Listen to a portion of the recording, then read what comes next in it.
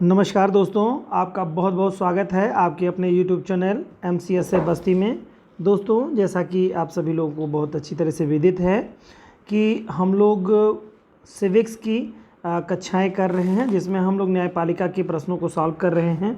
न्यायपालिका एग्ज़ाम के point of view से बहुत ही इम्पोर्टेंट सेगमेंट है यूपीएससी के लिए, या स्टेट पीएससी के जो भी एग्ज़ाम्स हैं या बाकी और अदर एग्ज़ाम्स के लिए भी काफ़ी इम्पोर्टेंट सेगमेंट बनता है। तो आज हम लोग इसी में आगे बढ़ते हुए देखेंगे और न्यायपालिका के अतिरिक्त क्वेश्चनों को भी सॉल्व करेंगे और समझने का प्रयास करेंगे कि न्यायपालिका का क्या बर्ताव है, न्यायपालिका कैसे कार्य करती है और न्यायपालिका की शक्तियों के संदर्भ में काफ़ी कुछ जानने को हम लोगों को आज मिलने वाला है। जिस तरह से पिछले वीडियो में आप लोगों ने देखा, समझा, और उम्मीद करता हूं कि ये वाला सेगमेंट भी आपको बहुत बेहतर लगेगा और आपके एग्ज़ाम में काफ़ी आपको हेल्प करेगा। तो दोस्तों, आइए अपना समय बिना गंवाए है सीधे हम लोग अपने मुद्दे पे आते हैं और प्रश्नों को देखते हैं। पहला प्रश्न आपके सामने है। प्रश्न है, भारत के सर्वोच्च न्यायालय के संदर्भ में निम्नलिखित में से कौन सा कथन सत्य नहीं है। आपको बताना है सुप्रीम कोर्ट से रिलेटेड कौन सी बात सही नहीं है। यहाँ पर 4 स्टेटमेंट दिया है, उसमें से कोई एक स्टेटमेंट चूँकि कह रहा है कौन सा कथन सत्य नहीं है, इसका मतलब कोई एक स्टेटमेंट गलत होगा, बाकी सब सही होंगे। पहला कह रहा है जनप्रतिनिधित्व अधिनियम के तहत सर्वोच्च न्यायालय में अपील की जा सकती है। दूसरा है क्वेश्चन, जवाब आप देते रहिएगा। राष्ट्रपति, उपराष्ट्रपति, निर्वाचन अधिनियम 1952 के भाग 3 के अंतर्गत चुनाव याचिकाएं भी सीधी सर्वोच्च न्यायालय में दायर की जा सकती हैं। तीसरा स्टेटमेंट है सर्वोच्च न्यायालय द्वारा राष्ट्रपति को दिया गया परामर्श उसकी आरंभिक अधिकारिता में दायर मुकदमे के निर्णय की तहत निष्पादन योग्य नहीं होता है। और चौथा स्टेटमेंट है अनुच्छेद 131 के तहत बाहर किए गए संविधान पूर्व संधियों और समझौतों से संबद्ध विवादों को सर्वोच्च न्यायालय में आरंभिक क्षेत्र अधिकार के अंतर्गत एक याचिका के रूप में लाया जा सकता है।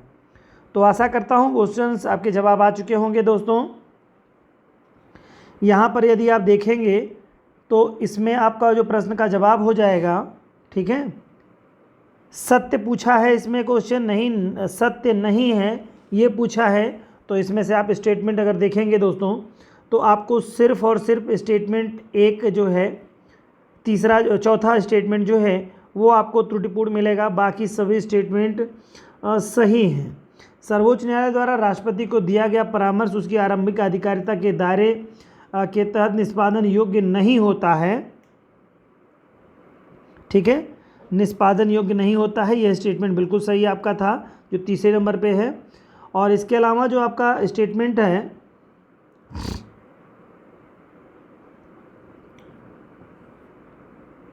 संविधान पूर्व संधियों एवं समझौतों, ये कह रहा है संविधान पूर्व संधियों एवं समझौतों के बारे में बता रहा है।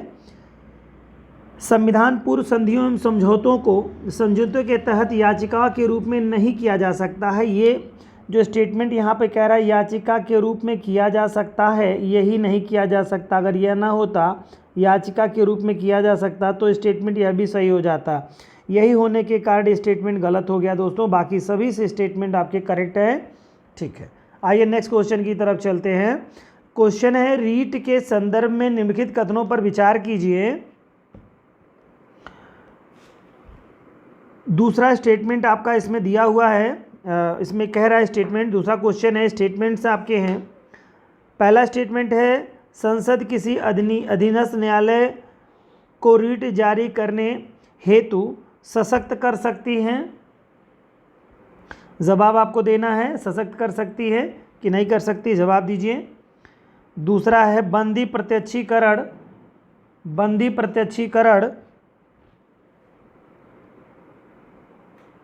प्रत्यक्षीकरण रीट को निजी प्राधिकरण के खिलाफ जारी किया जा सकता है, ठीक है, ये स्टेटमेंट है, जवाब आ जाना चाहिए अभी तक। तीसरा स्टेटमेंट है सर्वोच्च न्यायालय अनुच्छेद 32 के तहत उच्च न्यायालय अनुच्छेद 226 के तहत किसी व्यक्ति या दूसरे के मौलिक अधिकारों के उल्लंघन के मामले में 5 अलग अलग प्रकार की रीट जारी कर सकती है। क्या स्टेटमेंट सही है? चौथा है, डॉक्टर B.R. अम्बेडकर ने अनुच्छेद 32 में उपबंधित संवैधानिक अधिकार को भारतीय संविधान की आत्मा के रूप में चिन्हित किया है। अब आपको बताना है इन 4 स्टेटमेंट्स में से उपरोक्त में से कौन कौन से कथन सत्य हैं। तो आप ध्यान से समझ गए होंगे कि सभी स्टेटमेंट बिल्कुल करेक्ट है दोस्तों। यहाँ पर संविधान अनुच्छेद 32 को B.R. अम्बेडकर साहब ने क्या कहा है? इसको संवैधानिक उपचारों का अधिकार को संविधान की आत्मा कहा है दोस्तों। ठीक है, तो इम्पोर्टेंट आपका सेगमेंट है। बाकी सभी के लिए आपने देखिए रीट जारी करने की शक्ति सुप्रीम कोर्ट को अनुच्छेद 32 के तहत और हाई कोर्ट को अनुच्छेद 226 के तहत प्राप्त है, ये आपको पता होगा। फिर कह रहा है बंदी प्रत्यक्षीकरण रीट को निजी प्राधिकरण के खिलाफ भी जारी किया जा सकता है। बिल्कुल जारी किया जा सकता है, इसमें कोई संदेह की बात ही नहीं है। पहला स्टेटमेंट था भारतीय संसद किसी अधीनस्थ न्यायालय को रीट जारी करने हेतु सशक्त कर सकती है। बिल्कुल कर सकती है, तो सभी स्टेटमेंट करेक्ट हो जाएंगे दोस्तों। तो जो ऑप्शन सभी में होगा वो करेक्ट हो जाएगा। Option 4 is right answer. Next question है, निम्नलिखित कथनों पर विचार कीजिए तथा गलत कथन का चयन कीजिए। यहाँ पर आपको गलत कथन बताना है, वो भी आपको सिंगल में बताना है, कोई कूट नहीं है। चलिए, सर्वोच्च न्यायालय का रीट क्षेत्राधिकार न होकर उसकी एक विशिष्ट शक्ति है। ठीक है, ये गलत लिखा हो, शक्ति लिखा है, यहाँ पे त्रुटिपूर्ण है दोस्तों, शक्ति होना चाहिए, शक्ति, पावर वाली शक्ति। ठीक है, पावर। ठीक है, ये अब स्टेटमेंट आपको देखना है। ये स्टेटमेंट सर्वोच्च न्यायालय का रीट क्षेत्राधिकार ना होकर उसका एक विशिष्ट सर्वोच्च न्यायालय का रीट क्षेत्राधिकार ना होकर, रीट क्षेत्राधिकार बिल्कुल है। अभी आपने देखा 32 के तहत सुप्रीम कोर्ट, यहाँ सर्वोच्च न्यायालय रीट अधिकारिता क्षेत्र में तो आता ही है। यहाँ पे कह रहा है सर्वोच्च न्यायालय रीट अधिकार का क्षेत्र ना होकर उसकी एक विशिष्ट शक्ति है। नहीं, ये गलत है स्टेटमेंट। चलिए, मैं जवाब आपको दे दिया, मुझे अभी जवाब आपको नहीं देना चाहिए था। चलिए अगले क्वेश्चन की तरफ चलते। क्या इसमें से कौन सा कथन गलत है? तो भाई मैंने पहले ही बता दिया, तो चूंकि क्वेश्चन में पूछा था तो क्वेश्चन में कुछ रह नहीं गया दम, बाकी सब हो गए सही, है ना। तो इस पे ज़्यादा चर्चा नहीं, लेकिन मैं पढ़ दे रहा हूँ आपके लिए। सर्वोच्च न्यायालय केवल मौलिक अधिकारों के प्रवर्तन के लिए रीट जारी कर सकता है। बिल्कुल सही स्टेटमेंट है। उच्च न्यायालय का रीट क्षेत्राधिकार सर्वोच्च न्यायालय की तुलना में अधिक विस्तृत है। वेरी गुड, जरूर है, ये बिल्कुल आप जानते हैं। 226 के तहत उसकी अधिकारिता क्षेत्र ज़्यादा है हाई कोर्ट का। ठीक है, और बंदी प्रत्यक्षीकरण, ठीक है, परमादेश, प्रतिषेध, उत्प्रेषण, लेख, अधिकार परीक्षा, उपयुक्त 5 प्रकार की रीटें हैं। बिल्कुल करेक्ट है, याद कर लीजिएगा दोस्तों। ठीक है, अगले क्वेश्चन की तरफ चलते हैं। 4 नंबर का क्वेश्चन है, भारत में न्यायिक पुनरावलोकन के संदर्भ में निम्नलिखित कथनों पर विचार कीजिए तथा गलत कथन की पहचान करें। क्या कह रहा है कि कोई गलत कथन है, स्टेटमेंट सिंगल में आपको जवाब देना है। कूट आप देख लिया करिए पहले कि क्या है क्वेश्चन में, कूट में तो है नहीं, सिंगल में जवाब देना है। कौन सा गलत कथन है, यानी बाकी सब सही होंगे, कोई ये गलत आपको ढूंढना है। पहला कह रहा है न्यायिक पुनरावलोकन के प्रावधानों को यूएसए के संविधान से लिया गया है। ये तो जबानी क्वेश्चन है, आंसर आ गया होगा आपका। दूसरा है भारत में सर्वोच्च न्यायालय के न्यायिक पुनरावलोकन की शक्ति का दायरा अमेरिकी सर्वोच्च न्यायालय की तुलना में अधिक व्यापक है, ये कह रहा है। चलिए बताइए सोच करके, तो इसमें बताना आपको क्या है भाई, गलत स्टेटमेंट। चलिए, कह रहा है तीसरा, जो भी विधियां 9वीं अनुसूची में शामिल विधियों सहित संविधान के मूल ढांचे का उल्लंघन करते हैं वे सभी न्यायिक पुनरावलोकन के अधीन आते हैं। बिल्कुल सही स्टेटमेंट है दोस्तों, ये स्टेटमेंट बिल्कुल करेक्ट है कि जो भी है मूल ढांचे को इफेक्टिव करेगा वो न्यायिक पुनरावलोकन के दायरे में बिल्कुल आ जाएगा। न्यायपालिका उस पर विचार करेगी, उस कानून को अंशतः या पूर्णतः जितना वो प्रभाव कर रहा होगा मूल ढांचे को उतना उसको निरस्त कर देगी। नेक्स्ट है दोस्तों, उच्चतम न्यायालय में वामन राव मामले में यह स्पष्ट किया है कि 24 अप्रैल 1973 केशवानंद भारती मामले के बाद 9वीं अनुसूची में शामिल किए जाने वाले अधिनियम, जिसको ब्रैकेट में है, संविधान के मूल ढांचे के उल्लंघन पर आदि की न्यायिक समीक्षा की जा सकती है? तो बिल्कुल की जा सकती है दोस्तों। देखिए स्टेटमेंट में जवाब आपको बता दे रहा हूँ, फटाफट देख लीजिए। पहला, तीसरा, चौथा बिल्कुल करेक्ट आंसर है आपका। दूसरे में देखिए यहाँ पर कह रहा है, यही स्टेटमेंट गलत है। कह रहा है भारत में सर्वोच्च न्यायालय की न्यायिक अधिकारिता शक्ति द्वारा अमेरिकी सर्वोच्च न्यायालय की तुलना में अधिक व्यापक है, जो कि गलत है। अमेरिकी सर्वोच्च न्यायालय में ज़्यादा व्यापक नहीं है भारतीय शक्ति, तो स्टेटमेंट गलत हो जा रहा है। बाकी सभी सही हैं दोस्तों। पांचवा है, भारतीय न्यायिक व्यवस्था में जब जनहित याचिका की शुरुआत हुई उस समय भारत के प्रधान न्यायाधीश इनमें से कौन थे? बहुत ही अच्छा क्वेश्चन है। एम हिमायतुल्लाह साहब थे, एस आनंद साहब थे, ए एम अहमदी साहब थे, और चौथा है पी.एन. भगवती साहब। तो जानते हैं पी.एन. भगवती को ही क्या कहा जाता है, आपको जानना होगा, बहुत अच्छी तरीके से आप जानते होंगे पी.आई.एल. के बारे में, जिसे जनहित याचिका हिंदी में कहा जाता है। ठीक है, जिन्हें जनहित याचिका कहा जाता है, पी.आई.एल. Public interest litigation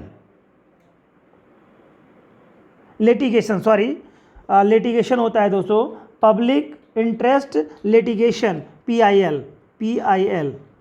public interest litigation होता है दोस्तों, पी.आई.एल. तो इसको जो जारी करने का पी.एन. भगवती साहब को वरदान प्राप्त है। यही एक मसीहा रहे हैं जिन्होंने न्यायिक व्यवस्था में पी.आई.एल. यानी जनहित वादिका की शुरुआत पी.एन. भगवती मुख्य न्यायाधीश के कार्यकाल में ही हुआ था, और इन्हीं को ही माना जाता है पी.आई.एल. के जन्मदाता माना जाता है। ठीक है, नेक्स्ट क्वेश्चन की तरफ चलते हैं दोस्तों। छठा क्वेश्चन आपका है, भारतीय न्यायपालिका के बारे में निम्नलिखित में से कौन सा कथन सही नहीं है? आपको बताना है कौन सी न्यायपालिका से रिलेटेड स्टेटमेंट सही नहीं है। कोई एक स्टेटमेंट ही नहीं सही है, बाकी सब सही हैं। चलिए देखते हैं। भारत के संविधान में संयुक्त राज्य अमेरिका की तरह न्यायालयों की दोहरी प्रणाली का उपबंध नहीं किया है। दोहरी प्रणाली का उपबंध नहीं किया है। जवाब आप देते चले, क्या होगा? करेक्ट आंसर है, ये सही है आपका। कह रहा है भारत में अधीनस्थ न्यायपालिका का संगठन अलग अलग राज्यों में भिन्न भिन्न है। अधीनस्थ न्यायालयों का संगठन अलग अलग राज्यों में भिन्न भिन्न है, ये भी स्टेटमेंट सही है। दोस्तों जो लोग चाहते हैं कि प्रश्न का जवाब वो स्वतः दें, तो ये चाहें तो वीडियो पॉज करके आंसर अपना देख लें, फिर हमारे इस वीडियो को आगे का देखें। ठीक है दोस्तों, नेक्स्ट क्वेश्चन है, नेक्स्ट ऑप्शन है, भारत के प्रत्येक राज्य में अलग अलग उच्च न्यायालय है। हाँ, लगभग करीब में तो है, लेकिन ये है सब जगह अलग नहीं है। कहीं कहीं जो है संबद्ध न्यायालय, जॉइंट न्यायालय भी हैं। तो ये स्टेटमेंट बिल्कुल सही नहीं बैठ रहा है, सटीक नहीं बैठ रहा है कि प्रत्येक में अलग अलग ही हैं, ये गलत हो जा रहा है। और बाकी देखिए दूसरे में, चौथा स्टेटमेंट क्या है भाई, आपराधिक और सिविल पक्ष के अधिकारियों के पदनाम में एक रूपता लाने के लिए उच्चतम न्यायालय ने एक अखिल भारतीय न्यायिक सेवा के गठन के लिए निर्देश जारी किया है। सही स्टेटमेंट है, यानी केवल तीसरा गलत है, बाकी सभी सही है दोस्तों। नेक्स्ट है 7 नंबर का क्वेश्चन, भारत के संविधान के दो उपबंध जो सर्वाधिक स्पष्ट रूप से न्यायिक पुनरावलोकन की शक्ति को व्यक्त करते हैं, कौन से हैं? न्यायिक पुनरावलोकन की शक्ति को जो व्यक्त करते हैं, कौन सा स्टेटमेंट है? अभी हम लोगों ने पिछले क्वेश्चन में चर्चा की थी, कूट में अवसर था। देखिए दो उपबंध की बात कर रहा है, भारतीय संविधान के दो उपबंध की बात कर रहा है, न्यायिक पुनरावलोकन। अरे भाई, सुप्रीम कोर्ट अनुच्छेद 32, हाई कोर्ट 226 के तहत करता है, यही दो वाद हैं। तो आंसर आपका दूसरा करेक्ट हो जाएगा। ठीक है, न्यायिक पुनरावलोकन शक्ति का जो है भारतीय संविधान में, जान लीजिए, स्पष्ट वर्णन नहीं किया गया है। ठीक है, न्यायिक पुनरावलोकन शक्ति जो है इसका स्पष्ट उल्लेख नहीं किया गया भारतीय संविधान में, लेकिन अनुच्छेद 13 आपने देखा होगा दोस्तों, 13 में न्यायिक पुनरावलोकन के नाम से कहा जाता है कि 13 में न्यायिक पुनरावलोकन की बात कही गई है। साथ ही साथ दोस्तों अनुच्छेद 32, अनुच्छेद 132, ठीक है, और अनुच्छेद 133, ये 4 मिल करके टोटल सर्वोच्च न्यायालय, ठीक है, सर्वोच्च न्यायालय और तथा अनुच्छेद 226 हाई कोर्ट उच्च न्यायालय को यह शक्ति निर्गत करता है, मतलब निर्गत करता है, यानी प्रदान करता है। यानी न्यायपालिका अनुच्छेद 13, 32, 132, 133 ये सुप्रीम कोर्ट के लिए, हाई कोर्ट 226 के तहत जो है शक्ति को व्यक्त करते हैं। न्याय पुनर्विचार की शक्ति इसके माध्यम से व्यक्त होती है। ठीक है, चलिए अगले क्वेश्चन की तरफ चलते हैं भाइयों। प्यारे बच्चों, अगला क्वेश्चन लीजिए, बड़ा ही आसान है। भारत के उच्चतम न्यायालय का प्रत्येक न्यायाधीश किसके द्वारा नियुक्त किया जाता है? बताइए। सुप्रीम कोर्ट का, यानी कि ठीक है, भारत के उच्चतम न्यायालय के प्रत्येक न्यायाधीश, यहाँ पर मतलब सभी न्यायाधीशों की बात कर रहा है। प्रत्येक न्यायाधीश किसके द्वारा नियुक्त किए जाते हैं? तो भाई कौन है जो सर्वे सर्वा होगा, नियुक्त कौन करेगा? आर्टिकल 124(2) के तहत सुप्रीम कोर्ट के प्रत्येक न्यायाधीश की नियुक्ति, ठीक है, सुप्रीम कोर्ट के न्यायाधीश जो हैं के प्रत्येक न्यायाधीश को नियुक्ति उच्चतम न्यायालय और उच्च न्यायालय के न्यायाधीशों के परामर्श के आधार पर राष्ट्रपति द्वारा किया जाता है। ये बात आपको पता होनी चाहिए। यानी कि सुप्रीम कोर्ट के न्यायाधीश से, मुख्य न्यायाधीश से और हाई कोर्ट के मुख्य न्यायाधीश से, और साथ ही साथ यहाँ पर बात कर रहा है सुप्रीम कोर्ट के मुख्य न्यायाधीश की, सुप्रीम कोर्ट के न्यायाधीशों की बात कर रहा है दोस्तों। तो सुप्रीम कोर्ट के chief justice CJI, high court के चीफ जस्टिस, इन दोनों की सलाह पर राष्ट्रपति महोदय करते हैं। ठीक है, ऑप्शन आपका बिल्कुल करेक्ट है। ठीक है, तो ये ध्यान रखिएगा, अनुच्छेद 124(2) है दोस्तों। अनुच्छेद 124(2) में ये बात बताई गई, अनुच्छेद 124(2), ये ध्यान रखिएगा। 124 के 2 में ये बात बताई गई है। ठीक है, चलिए। और उच्चतम न्यायालय जानते हैं कि संविधान के भाग 5 में, मैं बता दूं थोड़ा सा और, भाग 5, ठीक है, भाग 5 में अनुच्छेद 124 से 147 के मध्य, अनुच्छेद 124 से 147, 124 टू 147 के मध्य में यह सुप्रीम कोर्ट के बारे में बताया गया है दोस्तों। ठीक है, चलिए, इतनी बात आपके लिए काफ़ी है। नेक्स्ट क्वेश्चन दोस्तों,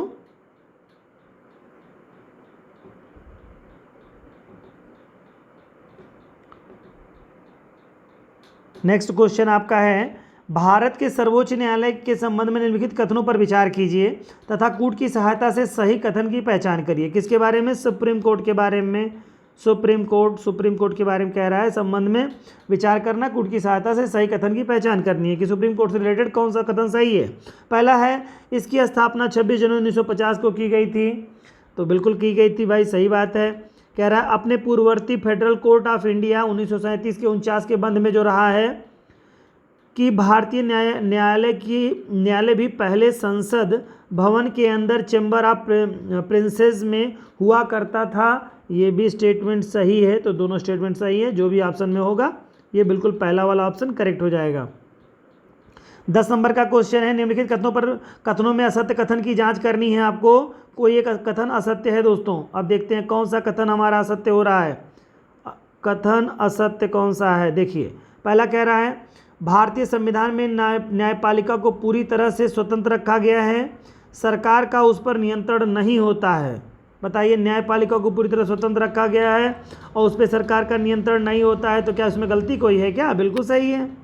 अगला है, उच्च तथा सर्वोच्च न्यायालय के न्यायाधीशों की नियुक्ति सरकारों द्वारा दखल नहीं होने पर ही स्वतंत्र न्यायपालिका का होना संभव है। बिल्कुल सही है। सरकार हस्तक्षेप करेगी तो कैसे स्वतंत्र न्यायपालिका हो पाएगी? बिल्कुल नहीं हो पाएगी।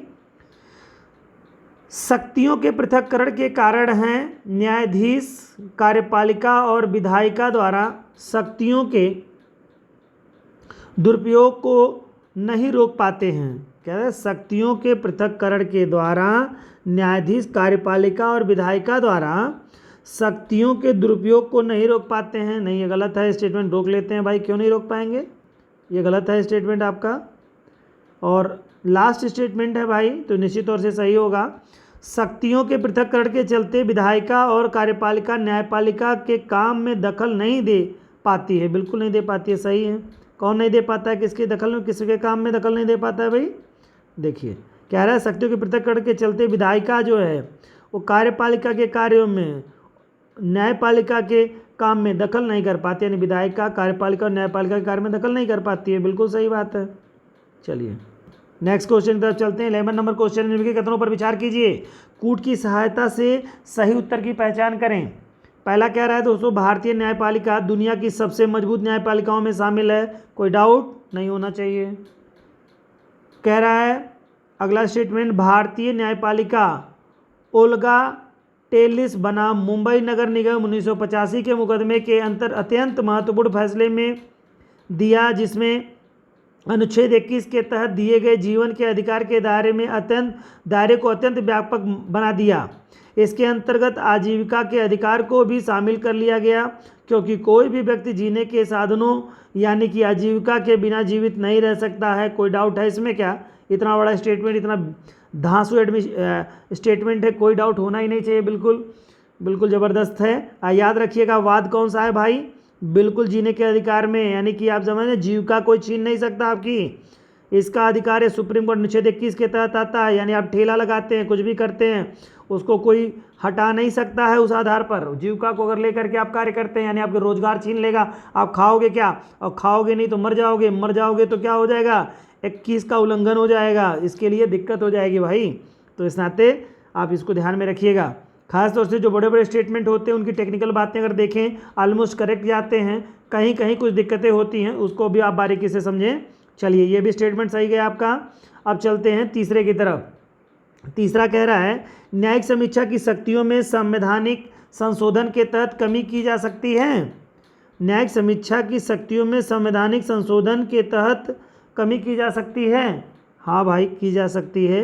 न्यायिक समीक्षा में कमी की जा सकती है संविधान संशोधन करके। ठीक है, अगला है, संविधान में कहीं भी न्यायिक समीक्षा शब्द का प्रयोग नहीं हुआ है। न्यायिक समीक्षा शब्द का प्रयोग नहीं हुआ है। हुआ है कि नहीं हुआ है? नहीं हुआ है भाई, सही है। तो यही केवल आपका गलत हो गया स्टेटमेंट एक। इसमें से देखेंगे आप तो कमी की जा सकती है, कमी नहीं की जा सकती है। तो स्टेटमेंट आपके था क्या? बताना आपको था इसमें कि सही उत्तर का चयन करना है। तो पहला, दूसरा और चौथा, पहला, दूसरा और चौथे का स्टेटमेंट जो होगा वो करेक्ट हो जाएगा आपका, है ना? पहले, दूसरे और चौथे का स्टेटमेंट बिल्कुल करेक्ट हो जाएगा। तो ये क्वेश्चन आपका हो गया और ये आपका 4 ऑप्शन सही है। देखिए, एक शब्द मैंने यहीं पे यूज कर दिया था आपके लिए कि न्यायिक समीक्षा की शक्तियों में संविधान संशोधन के तहत कमी की जा सकती है। नहीं कमी की जा सकती भाई, मैंने शायद स्टेटमेंट यही बोला था, नहीं की कमी की जा सकती, क्योंकि न्यायिक समीक्षा जो है वो बिल्कुल अपने आप में जो है उसकी पूरी टोटल पावर है, फुल पावर। अगर यही कम कर दिया जाएगा फिर तो फिर जो है न्यायिक पुनरावलोकन की जो बात हो जाएगी फिर तो गड़बड़ हो जाएगा, तो ये नहीं हो पाएगा, यानी कि ये स्टेटमेंट गलत हो जाएगा आपका। चलिए, अगला क्वेश्चन है 12 नंबर का, न्यायिक समीक्षा के सिद्धांत का उदय और विकास कहाँ हुआ? निश्चित तौर से कहाँ होगा भैया? भारत में होगा। और कहाँ होगा? ठीक है, अरे सॉरी, न्यायिक समीक्षा शब्द जो होता है वो कहाँ की है?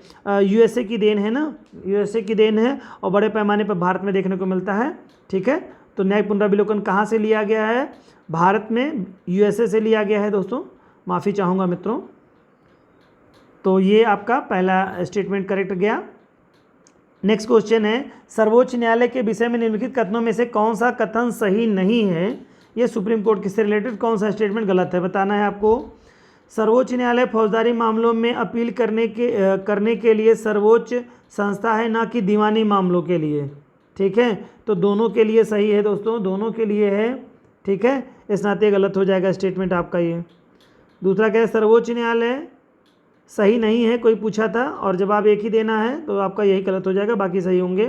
सर्वोच्च न्यायालय उच्च न्यायालय द्वारा दिए गए निर्णय को बदल सकता है, बिल्कुल बदल सकता है। न्यायाधीश कार्यपालिका और विधायिका के अधीन न होकर स्वतंत्र होते हैं, इसलिए न्याय की समुचित व्यवस्था संभव हो पाती है, बिल्कुल सही है।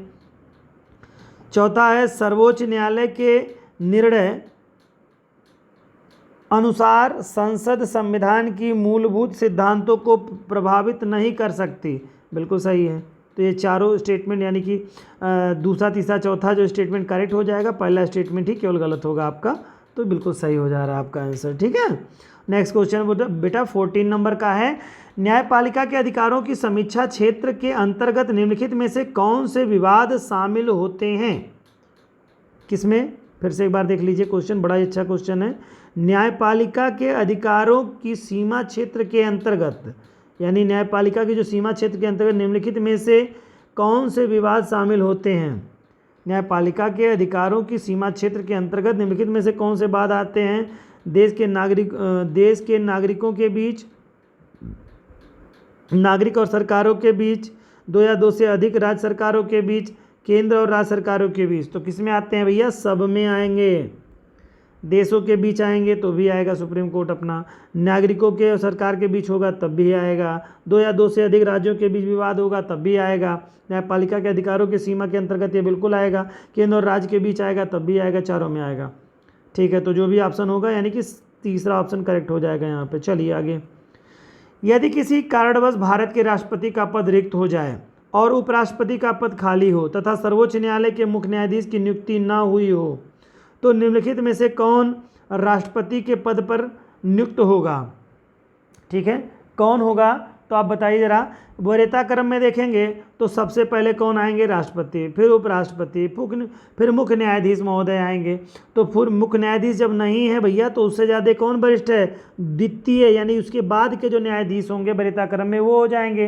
तो सर्वोच्च न्यायालय के अन्य न्यायाधीश इसमें हो जाएंगे। तो ऑप्शन क्या है? सर्वोच्च न्यायालय के अन्य न्यायाधीश, चौथा बिल्कुल करेक्ट हो जाएगा। चलिए 16 नंबर है, न्यायपालिका की स्वतंत्रता का अर्थ है क्या? क्या है न्यायपालिका की स्वतंत्रता का अर्थ? पहला कह रहा है स्वेच्छाचारिता या उत्तरदायित्व का अभाव होना। नहीं भाई देखिए, उत्तरदायित्व का अभाव, स्वेच्छाचारिता नहीं है, ये आपकी न्यायपालिका की स्वतंत्रता का अर्थ में ये नहीं आता दोस्तों। दूसरा क्या, ये तो डिक्टेटरशिप वाली बात हो जाएगी ना, स्वेच्छाचारिता और उत्तरदायित्व का अभाव, ये नहीं हो सकता, क्योंकि न्यायिक पुनर्विलोकन किए है ना। जैसे आप देखिए, रिव्यू किया जा सकता है। मान लो एक न्यायाधीश, एकल पीठ की न्यायाधीश ने कोई निर्णय दिया है तो डुअल जो है न्यायाधीशों की पीठ उस पर बदल सकती है। तो ये क्या होता है? उत्तरदायित्व तो होता ही होता है ना, तो बिल्कुल होता है दोस्तों। स्वेच्छाचारिता बिल्कुल नहीं चल पाएगी न्यायपालिका में। जो कानून के दायरे में न्यायाधीश महोदय जब भी कोई निर्णय देते हैं तो उसमें स्पष्ट रूप से उल्लेख करते हैं कि फलाना मतलब जो है अनुच्छेद के तहत, आर्टिकल में ये बात के तहत ये किया जा रहा है। समझ रहे हैं बात को? तो ऐसा नहीं हो पाएगा। दूसरा है विधायिका और कार्यपालिका द्वारा न्यायपालिका के कार्यों में बाधा ना पहुंचाना होना चाहिए दोस्तों। बाधा ना पहुंचाना नहीं, बाधा ना पहुंचाना, ये स्टेटमेंट कैसा है? बिल्कुल, विधायिका और कार्यपालिका द्वारा न्यायपालिका कार्यों में बाधा ना पहुंचाना, ये इसका अर्थ है, सही है। अगला है सरकार के अन्य अंगों द्वारा न्यायपालिका के निर्णय में हस्तक्षेप ना करना, बिल्कुल सही है। अंगों के द्वारा न्यायपालिका के, सरकार के किसी अंग द्वारा न्यायपालिका में निर्णय में हस्तक्षेप नहीं करना है, ये दोनों सही हो गए।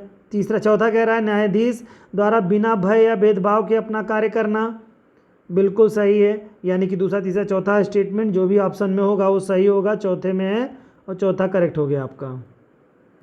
चलिए 17 नंबर क्वेश्चन है, सर्वोच्च न्यायालय उच्च न्यायालय के न्यायाधीशों के संबंध में निम्नलिखित कथनों में से कौन सा कथन गलत है? सर्वोच्च न्यायालय यानी सुप्रीम कोर्ट, उच्च न्यायालय के न्यायाधीशों के यानी हाई कोर्ट और सुप्रीम कोर्ट के न्यायाधीशों के संबंध में निम्नलिखित कथनों में से कौन सा कथन गलत है? यानी हाई कोर्ट और सुप्रीम कोर्ट के न्यायाधीशों के बारे में कोई एक बात गलत इसमें कही गई है, क्या है? न्यायाधीशों की नियुक्ति के मामले में विधायिका को सम्मिलित नहीं किया जाता है, न्यायाधीशों के मामले में सम्मिलित नहीं किया जाता है, बिल्कुल गलत कह रहा है, पूछेगा तो किया जाता है भाई, शामिल नहीं किया जाता है, हाँ बिल्कुल नहीं शामिल किया जाता है। ठीक है, किसके मामले में? हाई कोर्ट सुप्रीम कोर्ट के मामले में इनको नहीं किया जाता है शामिल। किसको? न्यायाधीशों के मामले में विधायिका को नहीं शामिल किया जाता है। ठीक है, सही है, नहीं किया जाता है, सही है। न्यायाधीश के रूप में नियुक्त होने के लिए किसी व्यक्ति के पास वकालत का अनुभव या विधि विशेषज्ञ होना आवश्यक है। न्यायाधीश के रूप में नियुक्त होने के लिए किसी व्यक्ति के पास वकालत का अनुभव होना या विधि विशेषज्ञ होना आवश्यक है, बिल्कुल सही है। न्यायाधीशों का कार्यकाल निश्चित होता है, हाँ निश्चित होता है भाई। न्यायाधीशों के वेतन और भत्ते के लिए विधायिका की स्वीकृति ली जाती है, नहीं भाई, विधायिका की स्वीकृति नहीं ली जाती है। ठीक है, संविधान के अनुसार जो बात कही गई है, न्यायाधीश के वेतन और भत्ते के लिए विधायिका की स्वीकृति नहीं ली जाती है। 18 नंबर का क्वेश्चन आपके सम्मुख है, जवाब दीजिए। भारत के सर्वोच्च न्यायालय के संदर्भ में निम्नलिखित में से कौन सा कथन सत्य नहीं है? सुप्रीम कोर्ट का कौन सा स्टेटमेंट कह रहा है, कौन सा सुप्रीम कोर्ट के बारे में कौन सा स्टेटमेंट सही नहीं है? ठीक है, सत्य नहीं है, क्या है? इसके आदेश सभी अदालतों को मानने होते हैं, बिल्कुल मानने होते हैं भाई। सुप्रीम कोर्ट अभिलेखीय न्यायालय है। यह उच्च न्यायालय के न्यायाधीशों का स्थानांतरण नहीं कर सकता है। यह उच्च न्यायालय के न्यायाधीशों का स्थानांतरण कर सकता है भाई, ये स्थानांतरण नहीं कर सकता कह रहा है, गलत हो गया, एक ही गलत था, बाकी सब सही होगा। यह किसी अदालत का मुकदमा अपने पास मंगवा सकता है, बिल्कुल मंगवा लेगा। यदि किसी एक उच्च न्यायालय में चल रहे मुकदमे को दूसरे उच्च न्यायालय में भिजवा सकता है, बिल्कुल भिजवा सकता है। आप रीट को पढ़िएगा, रीट में सारी बातें बताई गई हैं, उसमें बिल्कुल करेक्ट हो जाएगा आपका। कह रहा है भारत के सर्वोच्च न्यायालय के क्षेत्राधिकार के अंतर्गत शामिल है मौलिक अधिकार, बिल्कुल है भाई। अपीली क्षेत्राधिकार, सलाहकार क्षेत्राधिकार, रीट संबंधी क्षेत्राधिकार, तो सभी हो जाएंगे। दो सलाहकार भी हो जाएगा, क्षेत्राधिकार अपीली भी हो जाएगा, मौलिक भी हो जाएगा और रीट संबंधी अधिकार भी हो जाएंगे। चारों स्टेटमेंट करेक्ट हो जाएंगे दोस्तों। चलिए, तो ऑप्शन 4 राइट हो जाएगा।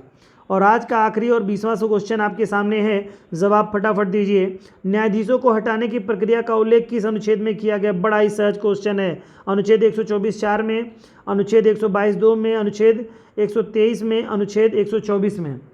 तो न्यायाधीशों के संदर्भ में जवाब देना है आपको, तो ये आपको बताना होगा कि कौन सा आपका स्टेटमेंट आएगा। ठीक है, चलिए, तो जवाब मुझे लगता है आप लोगों का आ चुका होगा। तो देख लीजिए, जवाब आपका 124(4) है। न्यायाधीशों को हटाए जाने की प्रक्रिया का उल्लेख अनुच्छेद 124(4) में किया गया है। तो इस तरह से आपके 20 प्रश्नों की श्रृंखला कंप्लीट हो गई। उम्मीद करता हूं दोस्तों कि आप लोगों को बहुत अच्छी तरीके से सारे क्वेश्चंस क्लियर हो गए होंगे, काफ़ी कुछ आपको नई चीज़ जानने को मिली होगी। तो इसी तरह से दोस्तों मेहनत करते रहिए, खूब अच्छी तरीके से हम लोग आप लोगों के लिए मेहनत करते हैं। तो आप लोग भी इसका प्रतिफल दीजिए अपने सक्सेस के रूप में। MCS से आपके लिए तत्पर है, आपकी सफलता के लिए प्रतिबद्ध संस्था है, और हम लोगों से जितना बन पा रहा है हम लोग कर रहे हैं, आगे भी आप लोगों के लिए करते रहेंगे। इसी तरह से दोस्तों आप अपना साथ, अपना प्यार हमारे चैनल पे बनाए रखिए। बहुत बहुत धन्यवाद आप लोगों को। जय हिंद।